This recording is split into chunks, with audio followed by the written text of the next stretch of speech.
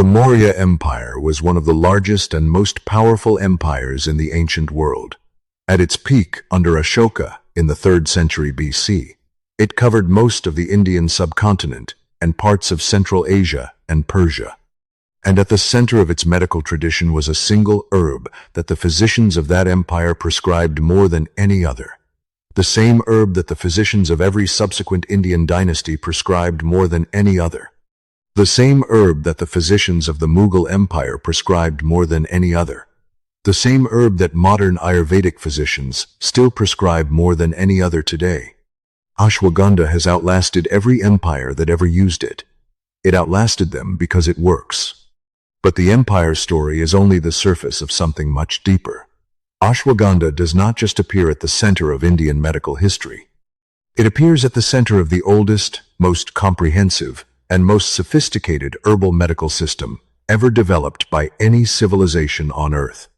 The Ayurvedic tradition that documented it spans 5,000 years, covers over 700 medicinal plants, and produced some of the most detailed and precise clinical observations in the pre-modern world. And from all of that accumulated knowledge, from all of those plants, and all of those centuries of careful observation, Ayurvedic physicians identified ashwagandha as the single most important herb in the entire pharmacopoeia. Not most famous, most important, the herb they called the best of the Rasayanas, the supreme rejuvenating medicine, the herb they reached for when the body was depleted and when everything else had been tried. The herb that warriors used to build strength before battle, that kings used to maintain vitality into old age, that physicians used to restore what time and illness had taken from their most desperate patients, and the herb that is now being studied in randomized controlled clinical trials that are confirming, with measurable precision, that the ancient physicians were right about virtually all of it. This is the full story of ashwagandha, what it actually is, where it actually comes from, what the physicians who knew it best actually said about it, and what modern science has now confirmed about the most important herb in the oldest medical tradition on Earth. The first thing you need to understand about ashwagandha is that the modern wellness industry has given it the wrong identity and the wrong context, and in doing so has dramatically undersold what it actually is. Today, most people know ashwagandha as an adaptogen, a stress supplement, something that helps with cortisol and anxiety. Something you might buy at a health food store because you read that it helps with sleep or with gym performance. It has been packaged into the language of modern biohacking and wellness optimization. And while none of that is wrong, it is the smallest and most superficial version of what ashwagandha actually is. Ashwagandha is the cornerstone of Ayurvedic medicine. Not one herb among many. The cornerstone. The herb around which the Ayurvedic understanding of human vitality, longevity, and the body's capacity to heal itself was organized. The herb that the Charaka Samhita, the foundational text of Ayurvedic internal medicine, lists as the first and most important of all Rasayana medicines.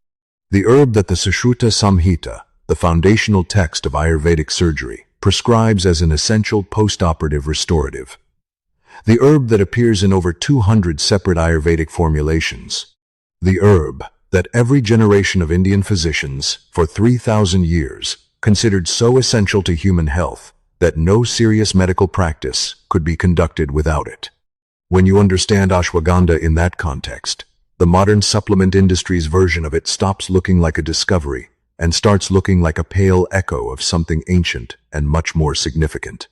The biohackers who take ashwagandha for cortisol reduction are accidentally touching the edge of a tradition that understood this plant's effects on the human body in ways that took modern science until the 21st century to begin. Confirming. Before we go deeper into the medical history, it is worth understanding what ashwagandha actually is as a plant, because even its name tells you something important about how ancient physicians understood it.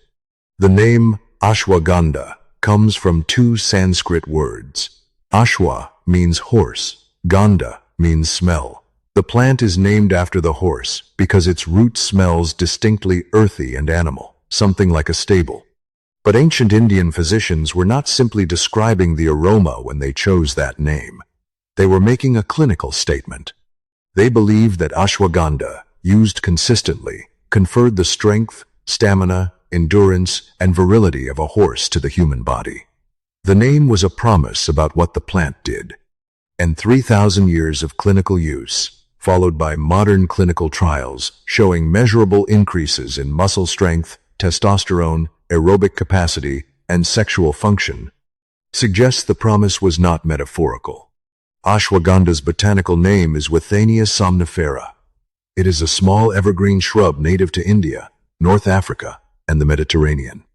It grows in dry, stony soil in regions with extreme temperature variation. The medicinal part is the root, which is long, fleshy, and produces that distinctive horse-like smell when cut or dried. The plant produces small green flowers and red berry-like fruits, but it is the root that all ancient medical traditions worked with, and it is the root that modern pharmacological research has focused on.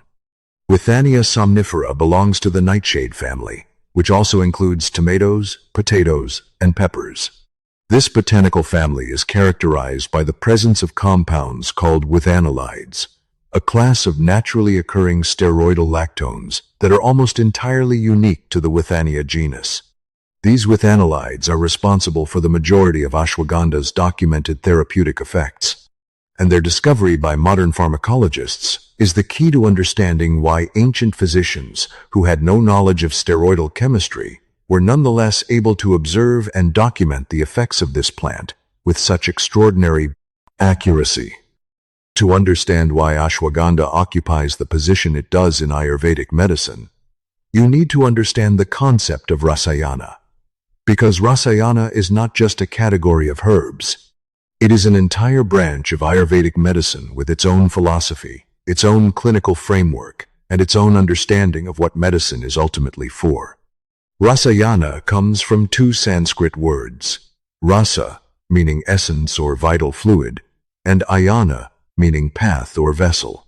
A Rasayana medicine is one that works on the rasa, the deepest nutritive essence of the body, and improves the quality and quantity of every tissue and organ system by enriching that fundamental essence.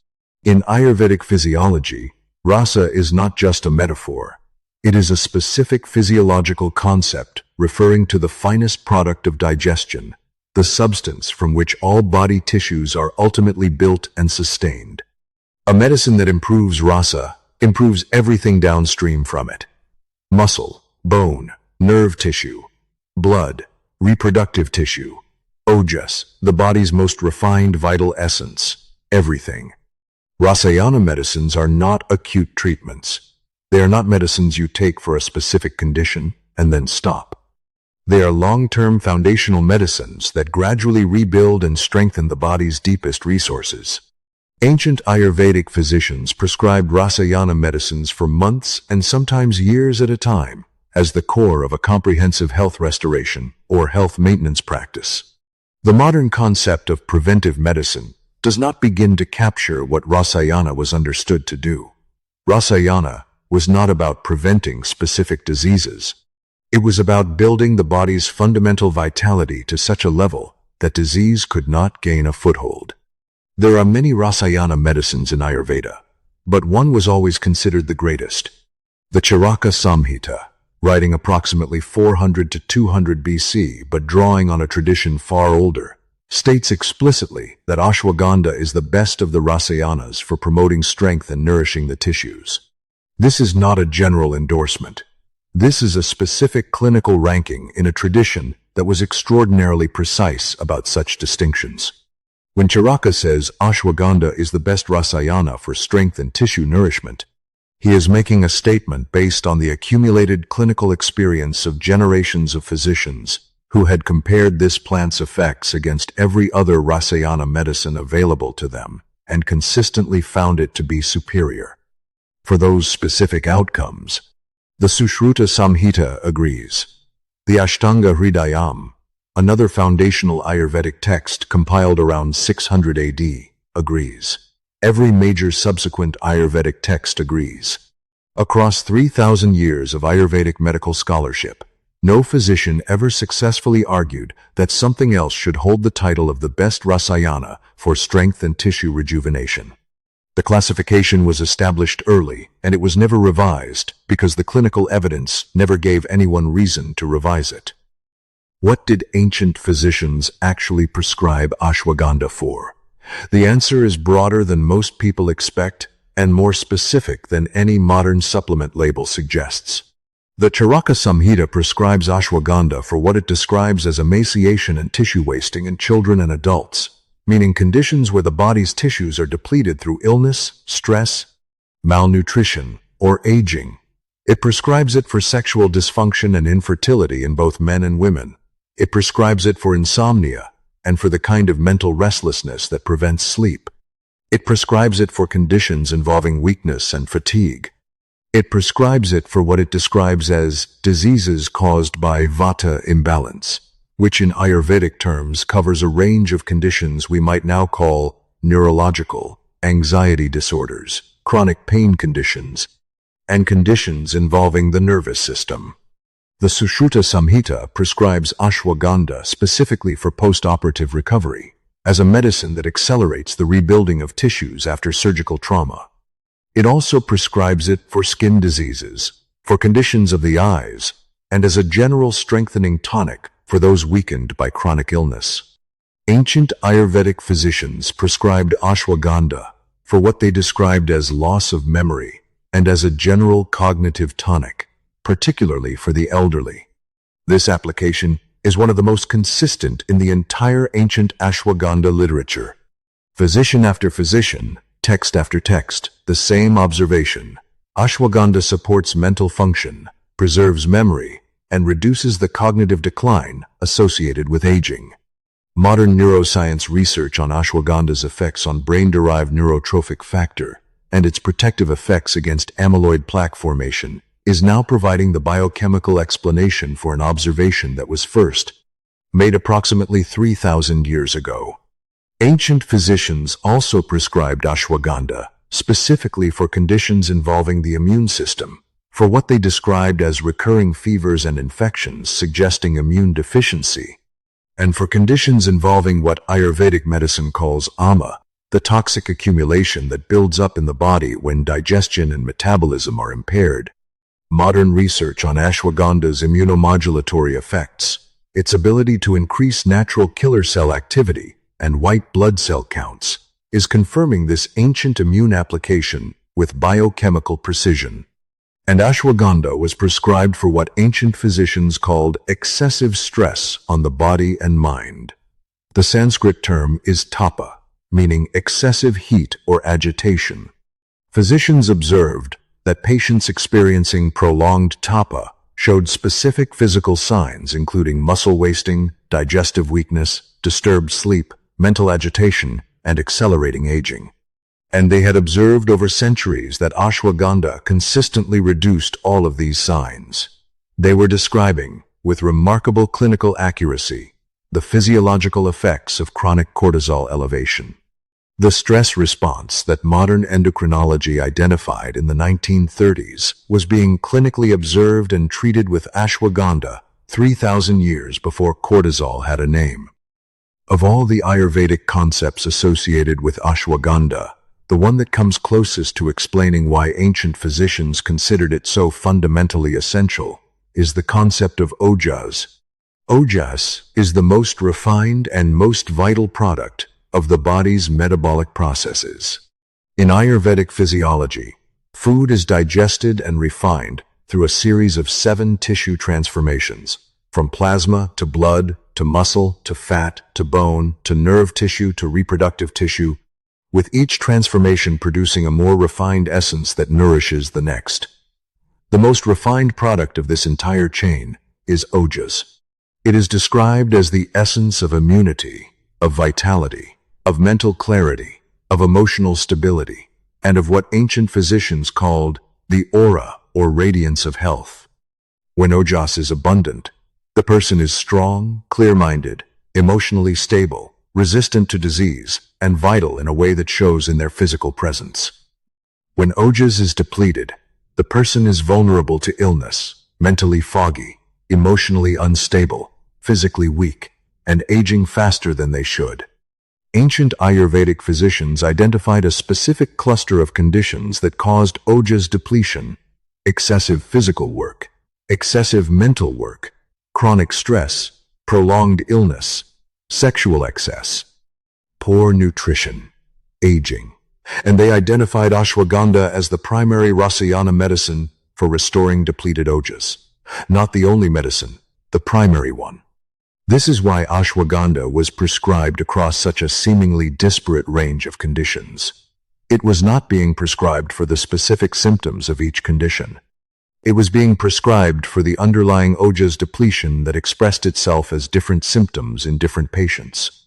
The warrior whose muscles were wasting from excessive physical demands, the scholar whose memory was failing from excessive mental work, the elderly person whose entire system was declining from the accumulated depletion of aging, the post-operative patient whose tissues needed to rebuild after surgical trauma, the anxious person whose nervous system was running constantly at too high a pitch. In every case, the root problem in Ayurvedic terms was ojas depletion. And in every case, the primary answer was ashwagandha. Modern endocrinology and systems biology are beginning to provide a scientific framework that maps onto the ojas concept in ways that are both remarkable and humbling. Ojas depletion corresponds closely to the physiological state of chronic stress-induced systemic depletion. Elevated cortisol, suppressed immune function, reduced anabolic hormone levels, impaired neurogenesis, mitochondrial dysfunction, accelerated cellular aging. Every one of these modern physiological markers of systemic depletion maps onto what Ayurvedic physicians were describing as ojas depletion. And every one of them is addressed, to some degree, by ashwagandha's documented pharmacological mechanisms. If this is showing you ashwagandha in a way you have never seen it before, take a second right now and share this with someone who needs to hear it. Subscribe if you have not already. Leave a comment, even just one word. That is genuinely how more people find this content, and it means more than you know. Thank you for being here. Now, let us get into the science. The key to understanding why ashwagandha produces the effects that ancient physicians documented across such a broad range of conditions is a class of compounds called withanolides. These are steroidal lactones found almost exclusively in the Withania genus, and they are among the most pharmacologically interesting natural compounds currently being studied in academic medicine. Withanolides work through multiple mechanisms simultaneously. They modulate the hypothalamic pituitary adrenal axis, which is the body's primary stress response system. They influence neurotrophic factors in the brain. They have significant immunomodulatory effects. They demonstrate anti-inflammatory activity. They influence anabolic hormone pathways. And they have shown anti-tumor activity in laboratory studies. One class of compounds. Multiple simultaneous mechanisms. The same pattern we have seen with curcumin, thymoquinone, boswellic acids, and gingerols across this series. Start with the cortisol and stress research.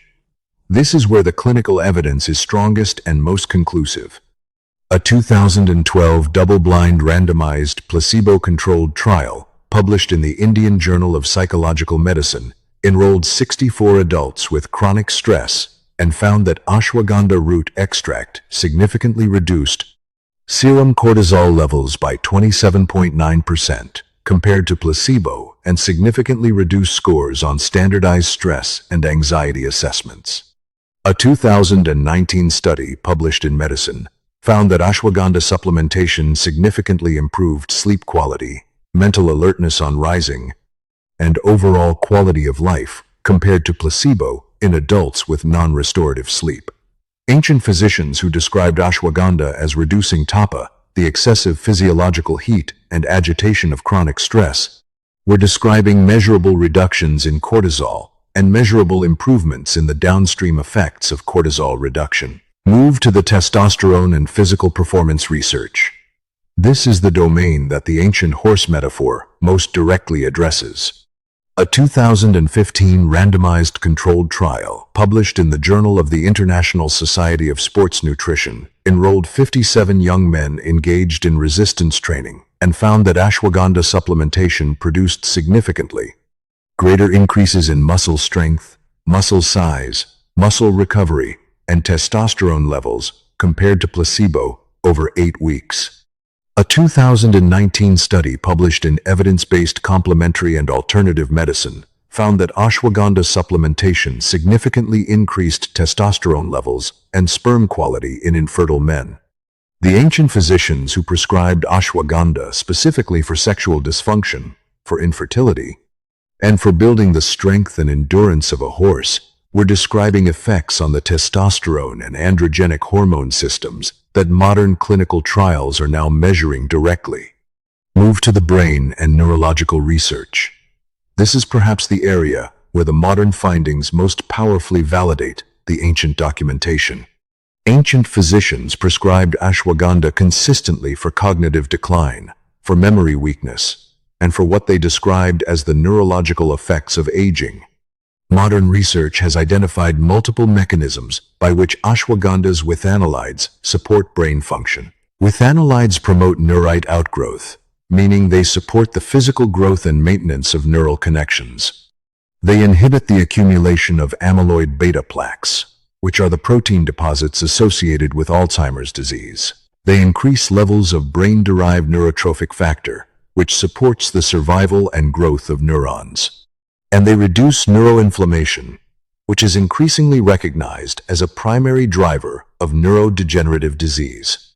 A 2017 study published in the Journal of Dietary Supplements found that ashwagandha supplementation significantly improved memory, cognitive flexibility, and information processing speed in adults with mild cognitive impairment compared to placebo.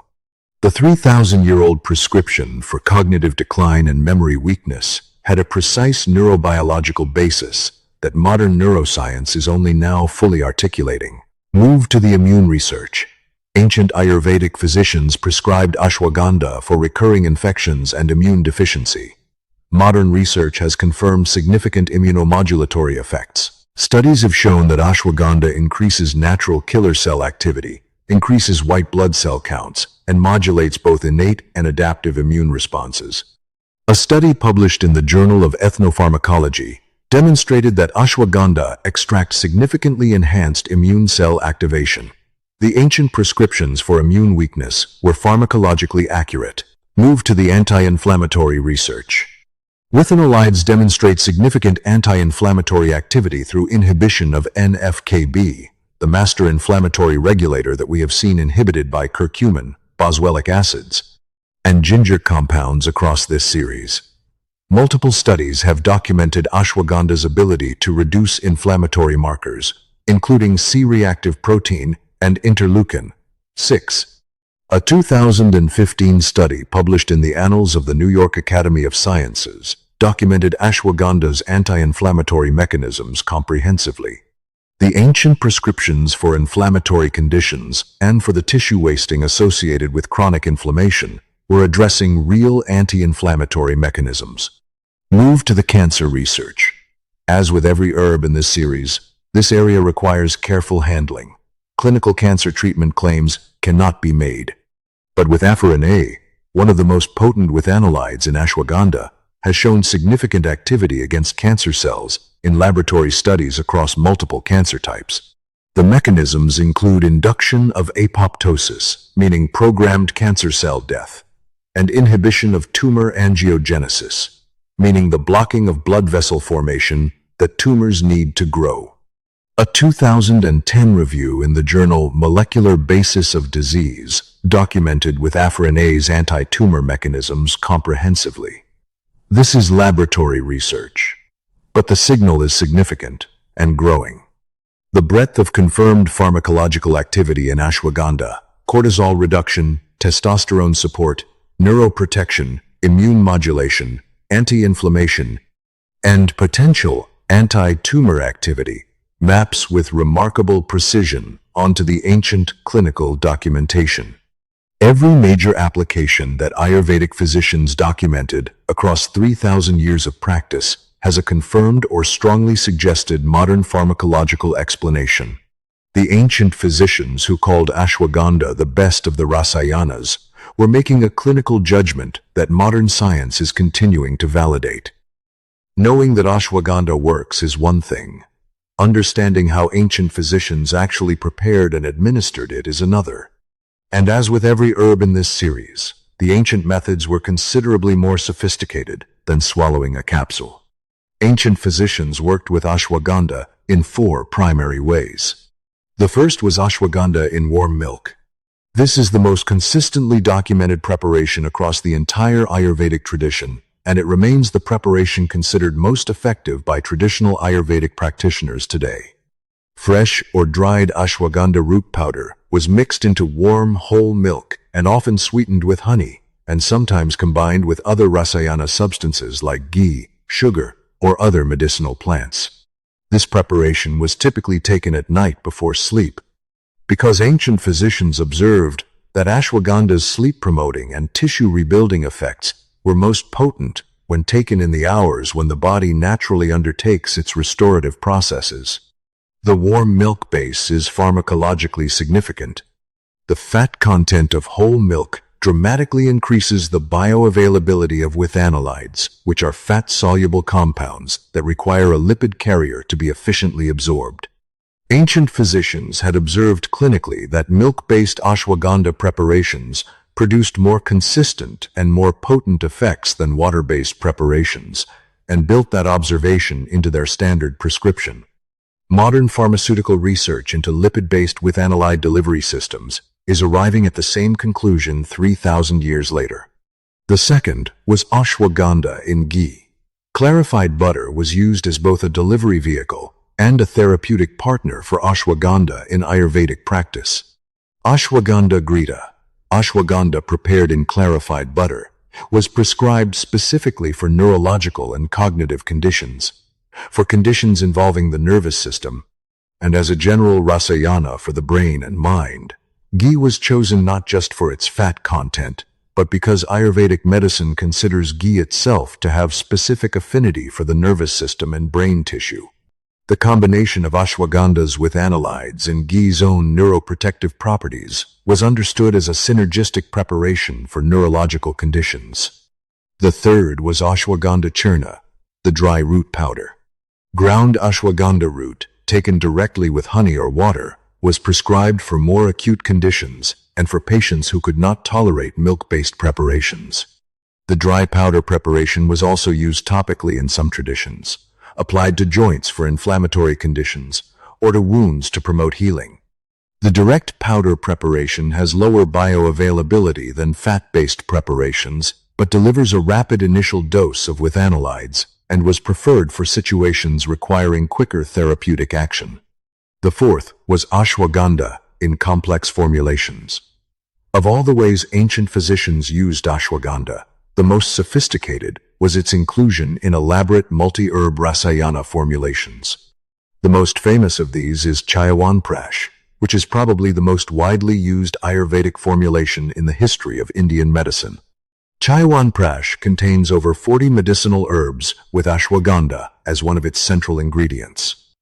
It was and is prescribed as a daily health maintenance preparation for all ages, from children to the elderly, and represents the Ayurvedic understanding that ashwagandha's effects are enhanced when combined with other complementary rasayana substances. Ancient physicians understood that ashwagandha was the most important component of such formulations, but that its effects could be amplified and targeted by combining it with herbs that addressed specific body systems or specific constitutional types. One consistent element across all ancient ashwagandha preparations is the emphasis on long-term consistent use. Ancient texts are explicit that ashwagandha's most significant effects emerge over months of consistent use rather than days or weeks. Charaka specifies minimum treatment periods of 1 month, 3 months, or longer, depending on the condition being treated. This is pharmacologically significant. Modern clinical trials showing the most dramatic effects of ashwagandha supplementation consistently use periods of 8 weeks or longer. The ancient observation that this plant requires time to produce its deepest effects was clinically accurate. So what do we do with all of this? Ashwagandha is not a miracle supplement. Ancient physicians never treated it as one. The physicians who called it the best of the Rasayanas understood that its power was not in dramatic immediate effects, but in gradual deep rebuilding of the body's most fundamental resources. They prescribed it for months. They prescribed it in carefully formulated preparations. They prescribed it as part of a broader lifestyle framework that included diet, sleep, and other medicines. And they did so because they had observed over centuries that used correctly, ashwagandha produced results that no other single medicine could match. Here are the 3 things that stay with me most from this story. The first is the continuity. The Maurya Empire fell in 185 BC. The Gupta Empire rose and fell. The Mughal Empire rose and fell. Countless dynasties, wars, invasions, famines, and upheavals reshaped the Indian subcontinent over 3,000 years. And through all of it, every generation of Ayurvedic physicians continued to prescribe ashwagandha as the most important herb in their tradition. That kind of continuity is not the result of tradition for tradition's sake. It is the result of physicians observing, generation after generation, that this herb delivered results. Empires fall. Effective medicine endures. The second is the ojas concept. Of all the ideas in this series, the Ayurvedic concept of ojas is the one I find most clinically provocative. The idea that the body has a finite reserve of deepest vitality that can be depleted by stress, by overwork, by illness, by aging, and by poor lifestyle choices, and that specific medicines can help restore it, is not just poetic philosophy. It is a clinical observation about human physiology that maps with striking precision onto modern understanding of the hypothalamic pituitary adrenal axis, of allostatic load, of systemic inflammation, and of the physiological effects of chronic stress. Ancient physicians were describing a real biological phenomenon with the language available to them. Modern science is describing the same phenomenon with more precise language. And the herb that ancient physicians identified as the primary medicine for restoring depleted ojas is now being confirmed by clinical trials to reduce cortisol, support testosterone, enhance immune function, protect neurological tissue, and reduce systemic inflammation. The language changed. The observation did not. The third is the most practical. Ashwagandha is available. High-quality ashwagandha root extract is one of the most widely available and most affordable herbal supplements on the market. The ancient preparation of ashwagandha in warm whole milk, taken before sleep, is simple, accessible, and pharmacologically sound. The evidence base for ashwagandha is stronger and more consistent than the evidence base for most over-the-counter pharmaceutical products sold for sleep, for stress, for energy, and for cognitive support. The physicians of the Maurya Empire knew this. The physicians of every Indian dynasty that came after knew this. Modern clinical researchers are confirming it, and the body does not care which century it is in. Withanides reduce cortisol. They support testosterone. They protect neurons. They modulate the immune system. They have been doing these things in the human body for 3,000 years. The best of the Rasayanas has earned its title. It has earned it across every empire that ever used it, and across every clinical trial that has ever tested it. And knowing that, you can decide what to do with it. If this opens something up for you, the best thing you can do is subscribe, leave a comment, and share this with someone who needs to hear it. That is genuinely how more people find this content. Please keep us in your prayers. God bless you.